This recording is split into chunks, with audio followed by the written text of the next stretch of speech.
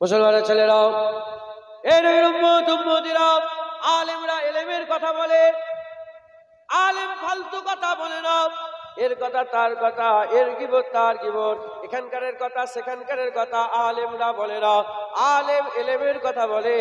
আর হাদিসে কুদসির মধ্যে এসেছে মাজালিসুল ইলমে মাজালিসুল্লাহ, এলেমের মজলিসটা আল্লাহর মজলিস, এলেমের মজলিসটা আল্লাহর মজলিস, আল্লাহর মজলিস হিদায়াতের মজলিস, আল্লাহর মজলিস জান্নাত পাওয়ার মজলিস, আল্লাহর মজলিস পুলসিরাতে সওয়ারি পাওয়ার মজলিস, আল্লাহর মজলিস আল্লাহর দিদারে ইলাহি পাওয়ার মজলিস, এই ওয়াজের মজলিস আল্লাহ পাওয়ার মজলিস। এই এলেমের মজলিসে কি হয়েছে শুনে না, আমি আপনাদের উদাহরণ স্বরূপ বলে দিয়ে যাই। হযরতে উসমান হারুনি আলেম ছিলেন, তিনার ওয়াজ শুনে খাজা মাইনুদ্দিন চিশতি হয়ে গেছেন। খাজা মাইনুদ্দিন চিশতি আলেম ছিলেন, তিনার ওয়াজ শুনে কুতুবউদ্দিন বখতিয়ার কাকি হয়ে গেছেন। কুতুবউদ্দিন বখতিয়ার কাকি আলেম ছিলেন, তিনার ওয়াজ শুনে বাবা ফরিদ সাকারগান হয়েছেন। বাবা ফরিদ সাকারগান আলেম ছিলেন, তিনার ওয়াজ শুনে হযরতে সাবের পাক কালিয়ানি হয়ে গেছে। সাবের পাক কালিয়ানি আলেম ছিলেন, তিনার ওয়াজ শুনে শামসুদ্দিন তুর্কি পানিপতি হয়ে গেছে। শামসুদ্দিন তুর্কি পানিপতি আল্লাহর ওলি ছিলেন, আলেম ছিলেন, তিনার ওয়াজ শুনে নূর কুতুব আলম হয়েছে। নূর কুতুব আলম আলেম ছিলেন, তিনার ওয়াজ শুনে আলাউল হক লাহোরি হয়েছে। আলাউল হক লাহোরি আলেম ছিলেন, তিনার ওয়াজ শুনে আখি সিরাজি হয়েছে। সৈয়দ আহমদ বেরেলভী আলেম ছিলেন, তিনার ওয়াজ শুনে নূর আহমদ নিজামপুরি কারামত আলী জনপুরি হয়েছে। নূর আহমদ নিজামপুরি আলেম ছিলেন, তিনার ওয়াজ শুনে একটা দুটো নয় 1.5 কোটির বেশি মানুষ ইমানের কালেমা পড়ে মুসলমান হয়েছে। নূর আহমদ নিজামপুরি কারামত আলী জনপুরির ওয়াজ শুনে নূর আহমদ নিজামপুরি আলেম ছিলেন, তিনার ওয়াজ শুনে হযরতে সিফাত আলী বাইসি হয়েছে। সিফাত আলী বাইসি ওয়াজ করেছেন, তিনার ওয়াজ শুনে আলেম ছিলেন, তিনার ওয়াজ শুনে হযরতে মুজাদ্দিদুজ জামান দাদা হুজুর তৈরি হয়েছে। মুজাদ্দিদুজ জামান আলেম ছিলেন, তিনার ওয়াজ শুনে 70 থেকে 80 লক্ষ মানুষকে আমার আল্লাহ হিদায়াতের নূর দিয়েছে। আর তিনার ওয়াজ শুনে মুফতি আজম মেজলা হুজুর তৈরি হয়েছে। মুফতি আজম মেজলা হুজুরের ওয়াজ শুনে তিনি আলেম ছিলেন, তিনার ওয়াজ শুনে আব্দুল খালেক সাহেব হয়েছে।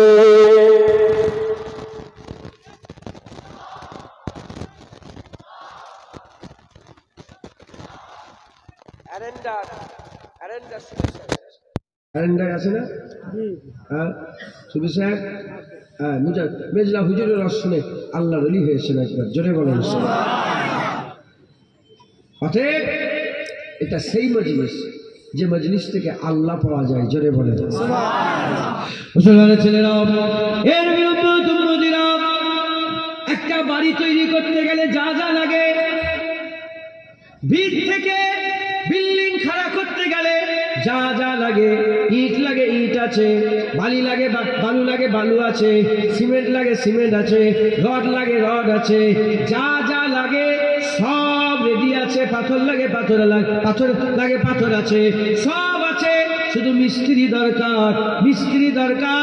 আর ঠিক সময়ে ঠিক কাজ করে ভালোভাবে সুন্দর তরিকা অনুযায়ী, যেমন তেমন করে ঘর তুললে বেশি দূর উঠবে না, ভেঙে পড়ে যাবে। তরিকা অনুযায়ী যদি আপনি ঠিক ভিত লাগিয়ে যদি ঠিক বিল্ডিং উঁচু করেন, 2 তলা বললে 2 তলা, 10 তলা বললে 10 তলা, 20 তলা বসলে 20 তলা, বুরুজ খলিফা যদি মনে করো বুরুজ খলিফা তৈরি করতে পারবে, সাংহাই টাওয়ার তৈরি করতে পারবে, আর প্যান্টালস টুইন টাওয়ার তৈরি করতে পারবে। এর খুব খেয়াল করে শোনেন, বিল্ডিং তৈরি করতে গেলে যা যা লাগে সব মজুদ আছে। মেহনত করতে হবে, মিস্ত্রি লাগাতে হবে, আর তরিকা অনুযায়ী কাজ করতে হবে। ওই রকম দ্বারা আল্লাহ পেতে গেলে, জান্নাত পেতে গেলে, পুলসিরাত পার হতে গেলে, জান্নাতে আল্লাহ পেতে গেলে, আল্লাহর ওলি হতে গেলে, নৈকট্য রাজাই হাসিল করতে গেলে যা যা লাগবে সব মজুদ আছে। শুধু মেহনত করতে হবে। আমার আল্লাহ সেই আল্লাহ, কুরআন সেই কুরআন, নামাজ সেই নামাজ, রোজা সেই রোজা, হজ সেই হজ, কাবা সেই কাবা, মুজদালিফা সেই মুজদালিফা, আরাফা সেই আরাফা, মিনা সেই মিনা, সাফা সেই সাফা, মারওয়া সেই মারওয়া। হাবিবুল্লাহ তো সেই হাবিবুল্লাহ। মেহনত করতে হবে। আমরা যদি মেহনত করি আবার বিল্ডিং হবে, আমরা যদি মেহনত করি আবার আল্লাহর ওলি হবে। কথা ঠিক না ভুল বলে? কোথা থেকে মেহনতের জাজবা পাইতে হবে? ইট বালি সিমেন্ট কিনতে পাওয়া যায় কোথা? বাজারের নাম কি? কোন বাজার? জামির গাছি বাজার। এই জামিরগাছি বাজারে বাড়ি তৈরি করতে গেলে যা যা লাগে সব পাওয়া যায়, জান্নাতের বাগানে আল্লাহ পেতে গেলে যা যা লাগে সব পাওয়া যায়। আগে নবী পয়গম্বর রাসূলগণের কাছে পাওয়া যেত, আর নবী আসবে না, মদিনাওয়ালা আকাই কিয়ামত পর্যন্ত নবী থাকবে। হুজুর তো আছেন, হুজুর আছেন, কোথায় আছেন হুজুর? মদিনা শরীফে মওজুদ আছেন না? না। আপনারা কি মরা নবীর ওপর ঈমান এনেছেন? মরা নবীর ওপরে যারা ঈমান এনেন তারা কাফের, আমরা জিন্দা নবীর ওপর ঈমান এনেছি। কথা ঠিক না ভুল বলেন? আমাদের নবী মরে যায়নি, আমাদের নবী জিন্দা আছে। আলাল আখিরাতে খায়রুল লাকা মিনাল উলা ঘোষণা হয়ে গেছে। দুনিয়া তো দুনিয়া, হুজুরের আখিরাত আল্লাহ আরো সুন্দর করে দিয়েছে। দুনিয়ায় দুনিয়া, আখিরাত আরো ভালো, আরো হাসান, আরো সুন্দর, আরো দরজাওয়ালা, রুতবাওয়ালা, হাইসিয়াতওয়ালা, আরো মাকামওয়ালা। একবার জোরে বলেন সুবহানাল্লাহ। হুজুর তো আসেন মদিনা শরীফে, হুজুর আরাম করছে। হুজুর কি করছে? আরাম। হুজুর পাক বলেছেন, আমার ওফাতের পরে যারা আমার রওজার ধারে এসে দেখে যাবে, সে তো আমাকে জিন্দা অবস্থায় দেখে যাবে। হ্যাঁ, আমি একটা মাজার জিয়ারত করেছি, আমি একটা মাজার জিয়ারত করেছি। মিশর নাম শুনেছেন আপনারা? ইজিপ্ট, মিশরের কায়রোতে বিশাল বড় মসজিদ, তার সাথে মাজার। হযরতে আহমদ রিফাই রাসূলুল্লাহর খানদান ছিলেন। একবার জোরে বলেন আহমদ রিফাই। তিনার ব্যাপারে মানকুল আছে যে তিনি হুজুর পাকের দরবারে গিয়েছিলেন। হুজুর পাকের দরবারে গিয়ে বলেছিলেন, হুজুর আপনার গোলাম এসেছে, আর আসতে পারবো কি জানি না, আমি এখান থেকে যাব না, আপনাকে আমার সাথে মুসাফা করতে হবে। হাজার হাজার জায়েরিন চামড়া চোখে দেখেছিল আকা মাওলানা রাসূলুল্লাহ সোনালী জালি মুবারক থেকে হাত বের করে আহমদ রিফাইর সঙ্গে মুসাফা করেছিলেন। একবার জোরে বলেন সুবহানাল্লাহ। আমাদের রাসূলুল্লাহ মুর্দা নয়, জিন্দা। একবার জোরে বলেন সুবহানাল্লাহ। হ্যাঁ, এই তো দূরের ওনারাও আমাদের জান। আমাদের ঘরের অলির কথা বলি, বেটা যান দাদা হুজুর পীর কেবলা মক্কা শরীফে সফর করে মদিনায় গেলেন। যখন মক্কা শরীফে হুজুর আসেন, মদিনায় তোলপাড় শুরু হয়ে গেছে, ফুরফুরার আবু বকর আসছে। যখন হুজুর পৌঁছালেন, তখন ছিল শরীফ গভর্নমেন্ট, এখন যেমন আরব গভর্নমেন্ট, তখন কি ছিল? শরীফ গভর্নমেন্ট। হুজুর বললেন যে যারা আমার সঙ্গে হজ করতে যাবে রেডি হয়ে যাবে, হজে যাব। শিয়ালদা থেকে ট্রেন ছাড়লো, গোটা ট্রেনে অন্য কেউ নেই, শুধু দাদা হুজুর আর তার মুরিদ। জেদ্দায় বোম্বাই গেলেন, বোম্বাই পানির জাহাজ উঠলেন, গোটা পানির জাহাজে অন্য কোনো যাত্রী নেই, দাদা হুজুরের মুরিদ। জেদ্দায় পৌঁছালেন, হাজার হাজার মানুষ মুজাদ্দেদ জামান একসাথে যাচ্ছে। মক্কাসি কাবার হজের সমস্ত কাজ ফরজ আদায় করে, কাজ আদায় করে হুজুর মদিনায় আকা মাওলানা রাসূল কাবার রাসূলুল্লাহর দরবারে হাজির হয়ে গেলেন। যখন হুজুর হাজির হয়ে গেলেন, গোটা মদিনায় সব আলোচনা হচ্ছে যে ফুরফুরার আবু বকর এসেছে, মুজাদ্দেদ জামান এসেছে, জামানার মুজাদ্দেদ এসেছে। শরীফ গভর্নমেন্টের যে গভর্নর ছিল, বাদশা ছিল, রাসূল পাক সাল্লাল্লাহু আলাইহি ওয়াসাল্লাম স্বপ্ন দেখালেন যে আমার আবু বকর এসেছে, ওকে এক রাতের জন্য আমার মাজারের ভিতরে থাকার ব্যবস্থা করে দাও। হুজুর গেলেন, মাজারের ভিতরে রইলেন। বড় হুজুর কেবলা রুহুল আমিন সাহেব আর মুজাদ্দেদ জামান তিনজন ওই জায়গায় সারা রাত কাটালেন। কিতাবের মধ্যে এসেছে, হ্যাঁ আমার এ তো ঘরের কথা, দাদুজানদের কথা, তিনি ছিলেন তো। হুজুর পাক নিজে মুসাফা করেছিলেন। জয় বলেন মুসলমানের ছেলেরা,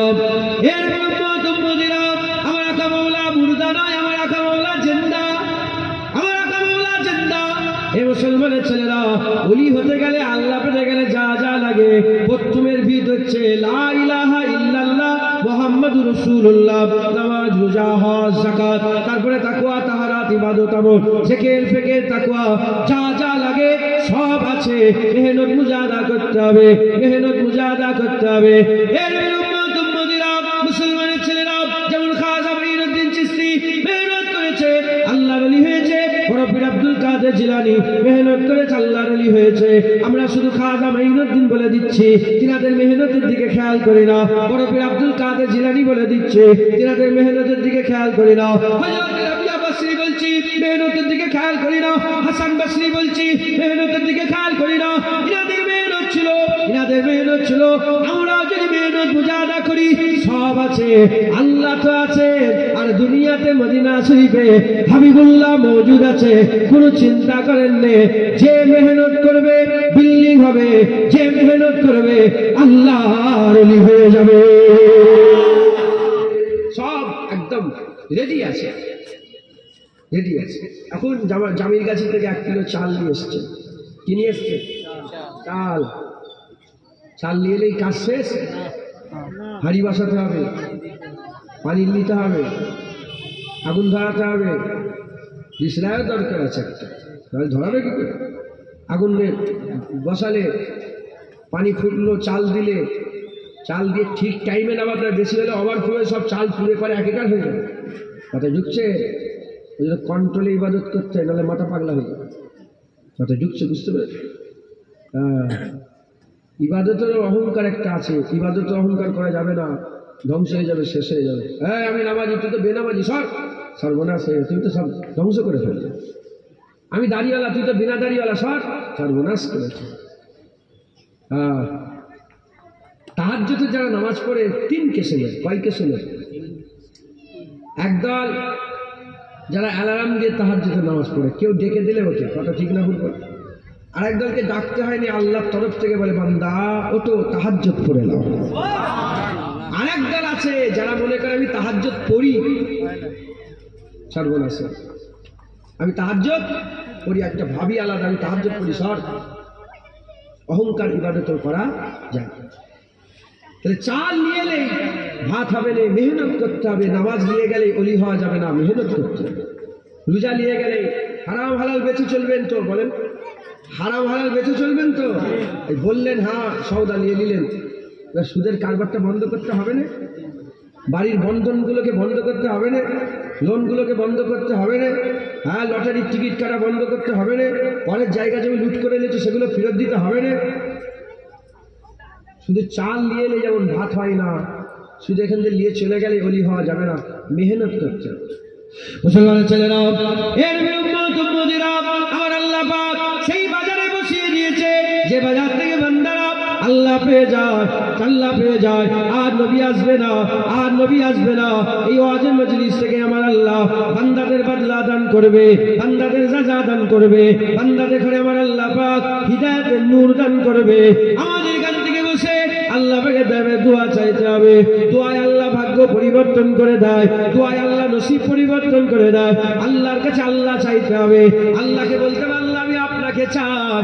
আল্লাহর কাছে আল্লাহ চাইতে হবে, আল্লাহর কাছে জান্নাত চাইতে হবে, আল্লাহর কাছে আল্লাহর নৈকট্য লাভের জন্য দোয়া চাইতে হবে। জেনে রেখে দেবেন, যে মেহনত করবে আমার আল্লাহ তাকে নিয়ে আসবে, যে মেহনত করবে আমার আল্লাহ তাদেরই বদলা দান করবে। প্রশ্ন জাগতে পারে, যেগুলো হয়ে গেছে সেগুলো কি হবে?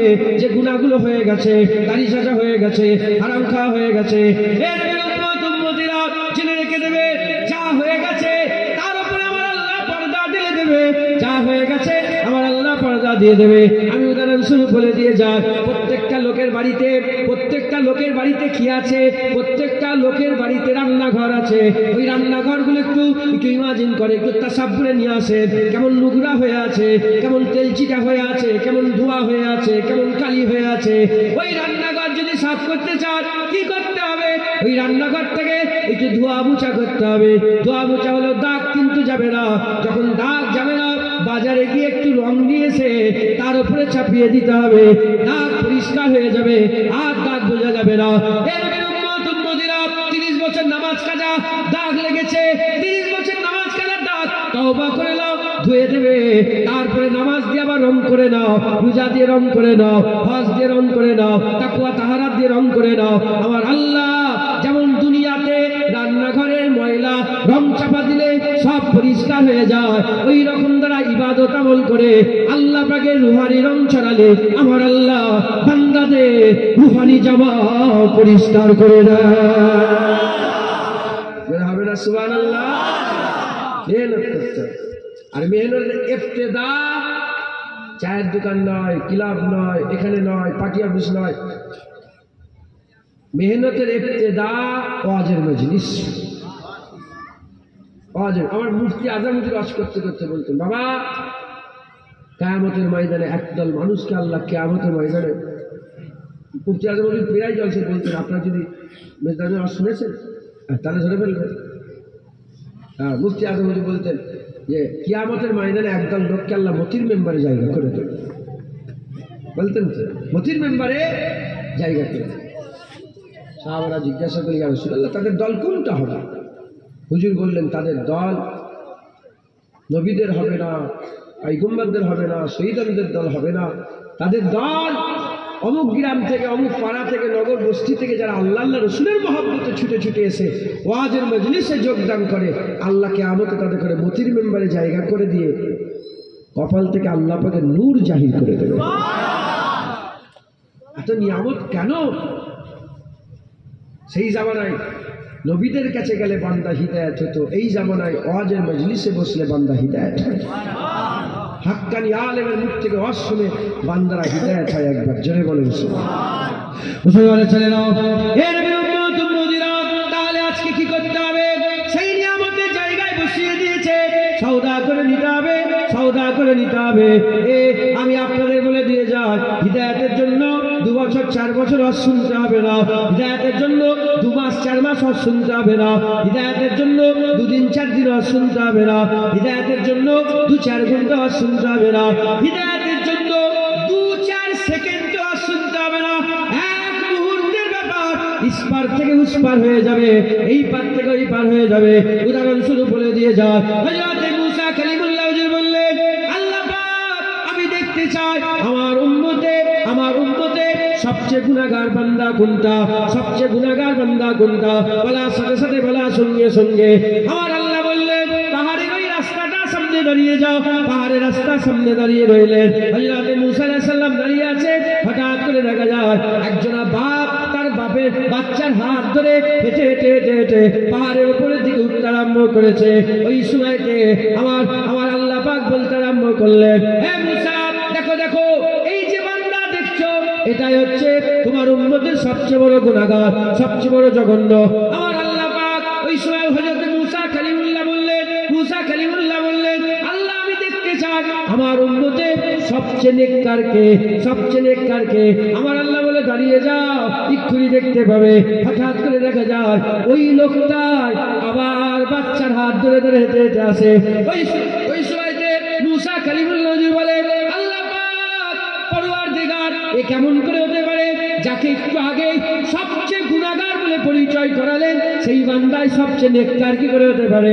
ওই সময় তোমার আল্লাহ পাক বলেন, ওই যে বাচ্চাটা বাপের হাত ধরে আছে, ওই বাচ্চাটা তার বাপকে জিজ্ঞাসা করতে আরম্ভ করে, আব্বা এই দুনিয়াতে সবচেয়ে বড় কি, সবচেয়ে বড় কি? বলে আমার এই পাহাড় হচ্ছে সবচেয়ে বড়। পাহাড়ের থেকে বড় কি কিছু আছে? বলে আসমান পাহাড়ের থেকে বড়। আসমানের থেকে বড় কি কিছু আছে? বলে আমার গুনাহ আসমানের থেকে বড়। ওই সময়তে ছেলে বলে, গুনার থেকে বড় কি কিছু আছে? আপনার গুনার থেকে বড় কি কিছু আছে? বলে হ্যাঁ হ্যাঁ, আমার গুনার থেকে বড় আমার আল্লাহ পাকের রহমত হচ্ছে, আমার আল্লাহ পাকের রহমত হচ্ছে। এই কথা শোনার সাথে সাথে আল্লাহ রহমতে দুনিয়ায় জোশ মেরে উঠেছে।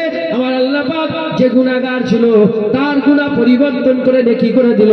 আমার আল্লাহ পর্দা লাগিয়ে দিলেন, তার গুনাহতে পর্দা চাপা দিয়ে সেই গুনাহগুলোকে ধরে নেকি করে দিলেন। হযরত মুসা আলাইহিস সালামের জামানা যেমন গিয়েছে গুনাহগার, এসেছে নেককার। যদি মেহনত করেন, বসেছেন গুনাহগার, ইনশাআল্লাহ উঠবে নেককার। এ তো দিলের ব্যাপার, এ তো দেখা যায়, এই দেখা যায়। হ্যাঁ, মুসা কালিমুল্লাহ ছিল, হাম কালামি করতেন, আল্লাহর সাথে কথা বলতেন। এখন কে কথা বলেন? হ্যাঁ, আল্লাহ যাদের ইজাজত দিয়েছেন, মিনান নবিয়িনা ওয়াস সিদ্দিকিনা ওয়াস শুহাদা ওয়াস সালিহিন ওয়া হাসুনা উলাইকা রাফিকা, আল্লাহ নেক বান্দা, আল্লাহ বন্ধুরা, আল্লাহ পাক তিনাদের ইজাজত দিলে তিনারা কথা বলেন। আমাদের সেই মাকাম আছে। হ্যাঁ, মেহনত করেন, বসেছেন গুনাহগার, উঠবেন নেক। এক মুহূর্তের ব্যাপার, এক মুহূর্তের ব্যাপার। অতএব আজকে জামির গাছিতে বসা, আজকের এই মেহফিলে বসা যেন এমনি এমনি না হয়ে যায়, কিছু একটা সাথে করে নিয়ে যান, বলেন ইনশাআল্লাহ। এখন সব রেশমে রেওয়াজ হয়ে গেছে, এই ওয়াজ দিতে হয় দিচ্ছে, জলসা দিতে হয় দিচ্ছে, এই দোকান করেছে দাও একটু সব রেশমি করে দাও, এই দোকান করেছে এই করে দাও ওই করে দাও, ছেলে হয়েছে একটা আকিকা দিয়ে এই করে দাও খাবারের, এই রেশমে রেওয়াজ হয়ে গেছে। রেশমে রেওয়াজ নয়, ওয়াজের মজলিস, আল্লাহ পাওয়ার মজলিস। একবার জোরে বলেন। যতদিন না পশ্চিম দিক থেকে সূর্য উঠছে বিধান চালু আছে, কথা ঠিক না ভুল বলেন? কায়ামতের শেষ সকাল পর্যন্ত বিধান আল্লাহ রহমতের দরজা খুলে রেখেছে। যে আল্লাহর কাছে আসবে আল্লাহ তাকেই দরজা বুলান করে দেবে, তাকেই আল্লাহ নিয়ামত দান করে দেবে। একবার জোরে বলেন মুসলমানের ছেলেরা, তাই আমি আপনাদের বলে দিয়ে যাই, আজ আল্লাহ পাক আমাদের ঘরে সেই নিয়ামতের জায়গায় বসিয়ে দিয়েছে। আজকে এখান থেকে আমাদের আল্লাহ নিয়ে যেতে হবে, আল্লাহ নিয়ে যেতে হবে। এখান থেকে আমরা খালি হাতে আজকে উঠবো না, আমরা আল্লাহ নিয়ে যাব, বলেন ইনশাআল্লাহ। আমরা এখান থেকে আল্লাহ নিয়ে যাব, আর আমার আল্লাহ নিতে চায় বান্দা আমার কাছে আসো। এজন্যই তোমার আল্লাহ বলছেন, ইয়া আইয়ুহাল্লাযীনা আমানুত্তাকুল্লাহ, হে ঈমানওয়ালা আমাকে ভয় করো, আমার ভয় দিলের মধ্যে রাখো, মানে মুত্তাকি হয়ে যাও, তাকওয়া করো, তাকওয়া করো, আল্লাহর ভয় দিলের মধ্যে রাখো, আল্লাহ পাকের ভয় দিলের মধ্যে রাখো। আর আমার আল্লাহ বলছেন, ওয়াবতাগু ইলাইহিল ওসিলা, এবং আমাকে পাওয়ার জন্য তোমরা ওসিলা তালাশ করো। আল্লাহ বলছে ভয় খাও, আর আমার কাছে পৌঁছানোর জন্য কি করো? ওসিলা খোঁজো, ওসিলা খোঁজো। ওসিলা এখান থেকে বলে দেওয়া হয় যে ওখানে চলে যাও, আল্লাহ পাওয়া যাবে। কি পাওয়া যাবে? প্রতিটা জিনিস পেতে গেলে একটা বদলা লাগে না, লাগে না? হ্যাঁ বলেন, এটা এমনি এমনি পাওয়া যাবে? হ্যাঁ, এটা এমনি এমনি পাওয়া যাবে? এটা এমনি এমনি পাওয়া যাবে? প্রতিটা জিনিসে একটা বদলা লাগে তো। আল্লাহ পেতে গেল বদলা না, আল্লাহ পেতে গেল বদলা। মুসলমানের ছেলেরাও, কেউ বলে আল্লাহ পেতে গেলে নামাজ লাগে, কেউ বলে আল্লাহ পেতে গেলে রোজা লাগে, কেউ বলে আল্লাহ পেতে গেলে দাড়ি লাগে, কেউ বলে আল্লাহ পেতে গেলে আল্লাহ পেতে গেলে হজ লাগে, আল্লাহ পেতে গেলে যাকাত লাগে, আল্লাহ পেতে গেলে তাকওয়া লাগে। নামাজ ছাড়া কি করে আল্লাহ পাওয়া যাবে? রোজা ছাড়া আল্লাহ কি করে পাওয়া যাবে? হজ যাকাত ছাড়া আল্লাহ কি করে পাওয়া যাবে? দাড়ি টুপি ছাড়া আল্লাহ কি করে পাওয়া যাবে? বারহাক ঠিকই কথা, কিন্তু আহলে সুন্নাতুল জামাতের মত হচ্ছে আল্লাহ পেতে গেলে সবার আগে মুহাম্মাদুর রাসূলুল্লাহ লাগে, সাল্লাল্লাহু আলাইহি ওয়াসাল্লাম। নামাজ তারাও বলে, নামাজ আমরাও বলি, কোনো ঝগড়া নেই। রোজা তারাও বলে, আমরাও বলি। যাকাত তারাও বলে, আমরাও বলি। কিন্তু আমরা বলি রাসূলুল্লাহ, তারা আর বলে না রাসূলুল্লাহ। তারা বলে না না, শিরক হয়ে যাবে। কি হয়ে যাবে? বলে ওসিলা ফসিলা নয়, শিরক হয়ে যাবে। ওসিলা বলে শিরক হয়ে যাবে। হ্যাঁ, ডাইরেক্ট আল্লাহর কাছে। বিয়াদব, ডাইরেক্ট আল্লাহ কি আমাদের কাছে এসেছে? আল্লাহ ডাইরেক্ট এসেছে? হ্যাঁ, আল্লাহু আহাদ বলেছে না, কুল হু আল্লাহু আহাদ বলেছে। হ্যাঁ, কুল তো রিসালাত, হু আল্লাহু আহাদের তাওহীদ। রিসালাতের মাধ্যমে তাওহীদ, নবীর মাধ্যমে আল্লাহ। হ্যাঁ, আল্লাহ এক কাউকে বলেছে? কোরআন শরীফে আল্লাহ বলেছে? আল্লাহ নবীর মাধ্যমে বলেছে, কুল হু আল্লাহু আহাদ, বলে দাও আল্লাহ এক। একবার জোরে বলেন সুবহানাল্লাহ। মুসলমান এরা বলছে নবীর ওসিলা মানা যাবে। আমরা বলি অবতাগু ইলাইহিল ওসিলা, এর মূল হচ্ছে মুহাম্মদুর রাসূলুল্লাহ। একবার জোরে বলেন মুসলমানের ছেলেরা, হে নবীর উম্মত উম্মতিরা, প্রশ্ন জাগতে পারে কেন নবীকে কেন বলছে? এজন্যই বলছি, নামাজ পড়ে কেউ বলতে পারবে না নামাজটা কবুল হয়ে গেল, হজ করে কেউ বলতে পারবে না হজ কবুল হয়ে গেল, যাকাত দিয়ে কেউ বলতে পারবে না যাকাত কবুল হয়ে গেল, আর হাজির আসওয়াদের চুমা দিয়ে কেউ বলতে পারবে না হাজির আসওয়াদ কবুল হয়ে গেল, আর কাবা তওয়াফ করে কেউ বলতে পারবে না কাবা তওয়াফ কবুল হয়ে গেল, মিনায় গিয়ে কেউ যদি জবাই করে বলতে পারবে না কবুল হয়ে গেল, মুজদালিফা আরাফাতে গিয়ে বলতে পারবে না কবুল হয়ে গেল, কুরবানি দিয়ে বলতে পারবে না কবুল হয়ে গেল। যে যাই করুক না কেন, কোন ইবাদত করে কেউ বলতে পারবে না দাঁড়িয়ে রেখেছেন বাপেরা, সব ভাইয়েরা দাঁড়িয়ে রেখেছে, ভাইয়েরা দাঁড়িয়ে রেখেছে, কিন্তু দাঁড়িয়ে রেখে কেউ বলতে পারবে না আমার দাড়ি কবুল হয়ে গেল। আল্লাহ চাইলে কবুল হবে, আবার নাও হতে পারে। সন্দেহ আছে, সন্দেহ আছে। আমরা আল্লাহ পাওয়ার জন্য মুহাম্মদুর রাসূলুল্লাহকে মূল ওসিলা এজন্যই বলি, নবীর কবুলিয়াতের ব্যাপারে সন্দেহ করলে কাফের হয়ে যাবে। হাবিবুল্লাহর কবুলিয়াতে কোনো সন্দেহ নয়।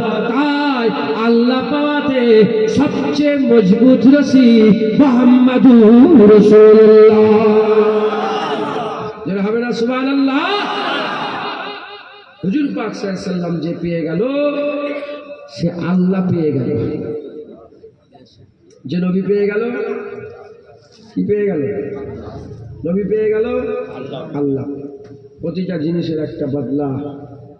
নবী ছাড়া আল্লাহ পাওয়া মুসলমানের ছেলেরাও আর আল্লাহ পাক কোরআন শরীফের মধ্যে বলছে, মায়ুতু রাসূলা ফাকাদ আল্লাহ, যে বারগুজিদা মুস্তাফার ইতাআত করলো সে তো আল্লাহর ইতাআত করলো। যে নবী ইতাআত করলো, আল্লাহর ইতাআত করলো। আমার আল্লাহ পাক বলছেন, ইন কুনতুম তুহিব্বুনাল্লাহ ফাত্তাবিউনি ইউহিব্বুকুমুল্লাহ। আমার আল্লাহ পাক বলছেন, হাবিবুল্লাহ হুজুর পাক জানিয়ে দাও, কুল ইন কুনতুম তুহিব্বুনাল্লাহ, যারা আমি আল্লাহ আমাকে পেতে চায়, আমাকে হাসিল করতে চায়, আমার মহব্বত পেতে চায়, আমাকে যারা পেতে চায়, আল্লাহ যারা পেতে চায়, আপনাদের এখানে আল্লাহ পাওয়ার কথা বলছিলাম, আল্লাহ যারা পেতে চায় বলে দাও তাদের করে ফাত্তাবিউনি, তারা যারা তোমার ইত্তেবা করে, তোমার অনুসরণ করে, তোমার নকরি করে, তোমার চাকরি করে, যারা তোমার অনুসরণ করবে, ইউহিব্বুকুমুল্লাহ, আমি আল্লাহ নিজে তাকে মাহবুব বানিয়ে নেব, মাহবুব বানিয়ে নেব।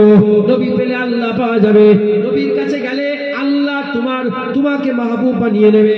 তুমি আল্লাহকে ভালোবাসতে চাও, আল্লাহ বলে নবীর কাছে যাও, তুমি নবীকে ভালোবাসো, আল্লাহ তোমাকে ভালোবাসবে, আল্লাহ তোমাকে ভালোবাসবে।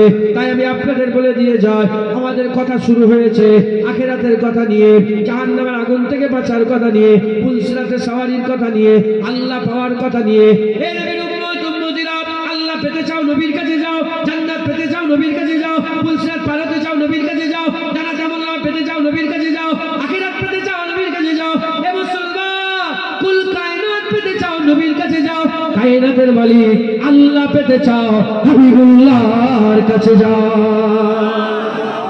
যারা হবে না সুবহানাল্লাহ।